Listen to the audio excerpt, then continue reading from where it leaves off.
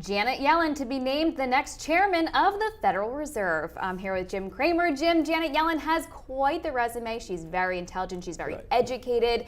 Was she the very best candidate we had for this position? I think so. I mean, I have to admit, I did have a fondness for Stanley Fischer because of the work he did with the IMF and with the Israel Reserve Bank. But Yellen is the best our country has. That's the kind of person she is. She reminds me of what if you're a parent, it's what you want your child to be, whether conservative or liberal. You know, you go to you're smartest person in class, and then you go and you excel at college, and you go do some public service, and you get the degree, you marry a Nobel Prize. I mean, I hate to be so parochial as to think, well, like, what's a person like? But she's a person who's accomplished a lot and is very knowledgeable and has a heart. And if those people can't qualify to be Federal Reserve chairperson, nobody can. Right. I mean, this is what America does right, people like Janet Yellen. Yeah, you have to love her story. Yeah. And stocks cheered the news. Stocks were up on the news. Right, and you've got to be careful here because the high multiple stocks are in day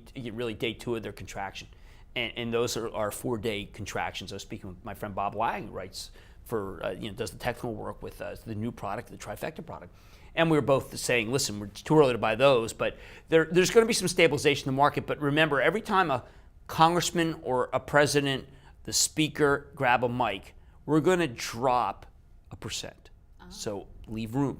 Okay. We will drop 1% every time someone speaks. I've also raised my forecast of the possibility of default from 10% to 20% because the complacency in Washington about avoiding a default is just startling to me. Well, and also interesting because, of course, we know that she's a dove.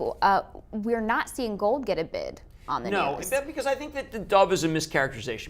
I think what she's saying and what Bernanke was saying is, look, in 37, the president cut back spend, FDR.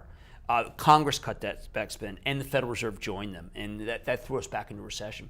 And I think that both Bernanke and Yellen very focused on employment, recognize that if the Federal Reserve gets tight at the same time as we tighten our belt in Congress, then we will go back into recession. So I think they're just trying to make some liquidity. Don't forget, if China decides to start selling its treasuries because we skipped the interest payment, thank heavens the Federal Reserve is in there to buy them. And so regardless, with her in charge, this should be a smooth transition. Look, there's a lot of bitterness and partisanship, Brittany, and I tend to try to get outside of it sometimes and just say, I wish Yellen were my mom. I wish she were my daughter or my sister. I'd be so proud of her. And I have 2 great girls. I'm not saying but I'm just saying, geez, what do people really want out of people? I mean, isn't that what America's, every country would be proud to have her as a Fed chairman. Right. Every country. Well, with that said, thanks so much. That's Jim Cramer. I'm Brittany Umar for The Street.